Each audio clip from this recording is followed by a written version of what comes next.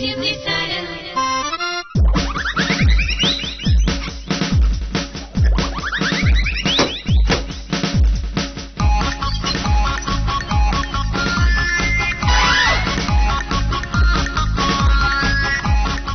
Village officer തിരിച്ചു വരുന്നത്?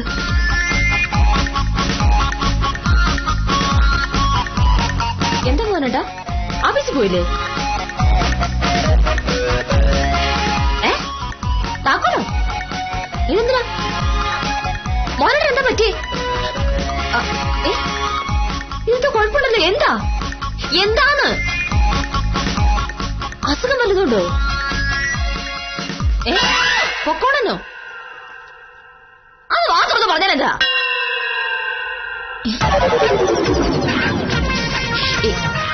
Deputy tahsildar ഇന്ന് വരില്ലേ? മോനേട്ടാ അല്ല, ഇതെന്താ പോലും?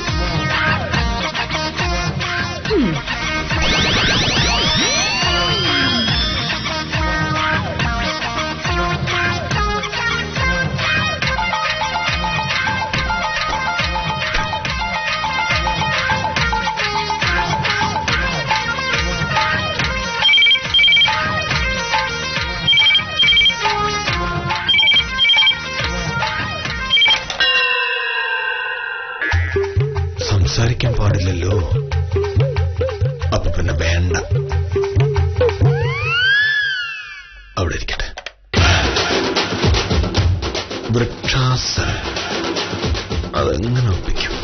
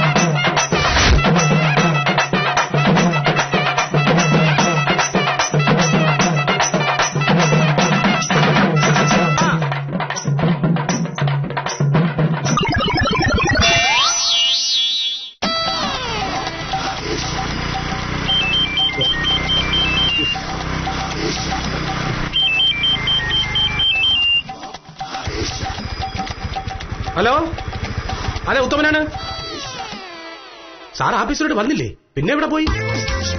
അതെ, വീട്ടിലോട്ടൊന്ന് വിളിച്ചു നോക്കാത്തത്? ആണാ?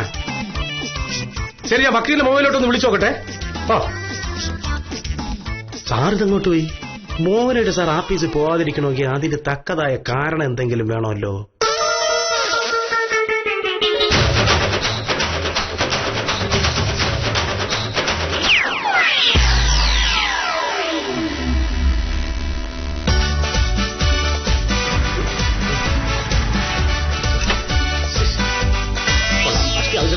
ബാറ്റ് പൂട്ടിയിരിക്കുന്നത്. സാറേ, മോഹനേഷ് സാറേ, സാറേ, സാറേ, എവിടെ പോയി കിടക്കുന്നു സാറ്? സാറേ, മോഹനേഷ് സാറേ, ആ ഇവിടെ നിൽക്കുകയാണോ?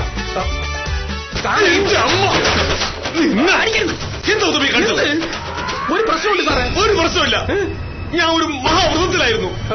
ഉത്തരവാദം നശിപ്പിച്ചു. എന്ത് പ്രശ്നമെന്ന് പറ. ഡെപ്യൂട്ടി തഹസിൽദാർ ഒതുക്കാനുള്ള വഴി ഞാൻ കണ്ടുപിടിച്ചുകൊണ്ടിരിക്കുകയായിരുന്നു. നശിപ്പിച്ചു.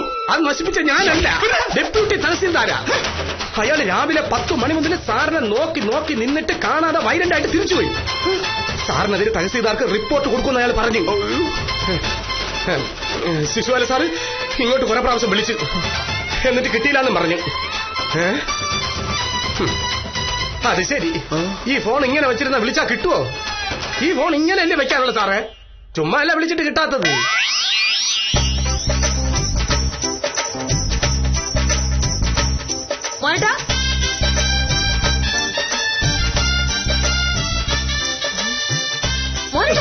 അതാ പോണ്.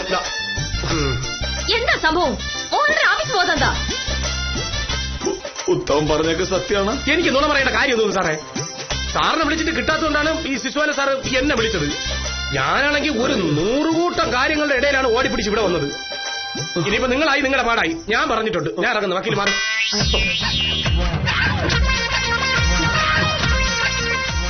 എന്താ മോഹനിട്ട സംഭവം? കാര്യം പറയുന്നുണ്ടോ? എന്റെ മുന്നിൽ വാ തുറക്കാതെ താക്കോല് വാങ്ങി വീട്ടിൽ കയറിയിട്ട് എന്തായിരുന്നു പരിപാടി? മോഹൻ ഓഫീസ് പോകാതെന്താ? പോകണ്ടെന്നാ സന്യാസിനി പറഞ്ഞു. എപ്പോ? ഞാനവരെ വഴി വെച്ച് കണ്ടായിരുന്നു. അപ്പൊ അവരാ പറഞ്ഞത് ഡെപ്യൂട്ടി തഹസിൽദാരെ ഒതുക്കാനുള്ളൊരു വഴി. അങ്ങനെ ഞാൻ തിരിച്ചു വന്നത്.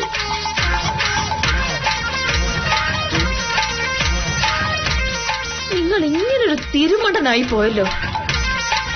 ബോധമുള്ള ആരെങ്കിലും ചെയ്യുന്ന പണിയാണോ ഇത്? ഇനി എന്ത് ചെയ്യും? ജോലി പോവും. ആ കള്ളസന്യാസികൾ ചോദിക്കാത്തത് സന്യാസിനി പറഞ്ഞായിരുന്നു. അവര് പറയുന്നതൊക്കെ അനുസരിച്ചാ ഇനി മുതൽ എന്റെ ജീവിതത്തില് വെച്ചടി കയറ്റണം. ഇനി വെച്ചടി ഇറക്കുമായിരിക്കും. അയ്യോ, മന്ത്രവാദം, കൂടോത്രം തുടങ്ങിയ പരിപാടികൾ കാലഹരണപ്പെട്ടതാണെന്നും അതിലൊന്നും യാതൊരു യുക്തിയും ഇല്ലെന്നും ബുദ്ധിയുള്ളവർ പറഞ്ഞേക്കാം. പക്ഷേ ബുദ്ധിയുള്ളവർ എന്ന് നാം കരുതുന്ന പലരും ഇത്തരം കുറുക്കുവഴികളുടെ ആരാധകരാണ് എന്നതാണ് സത്യം. ഡെപ്യൂട്ടി തഹസീൽദാരെ ഒതുക്കാൻ മോഹനകൃഷ്ണൻ കണ്ടെത്തിയ വഴി അയാൾക്ക് തന്നെ പാരയാകുന്നത് കണ്ടുകൊണ്ട് ഇന്നത്തേക്ക് പിരിയാം. വീണ കുഴിയിൽ നിന്നും കരകയറാനുള്ള വില്ലേജ് ഓഫീസറുടെ ശ്രമത്തിന്റെ കഥയുമായി കാര്യം നിസാരം നാളെ രാത്രി 9 മണിക്ക്. കാര്യം നിസാരം.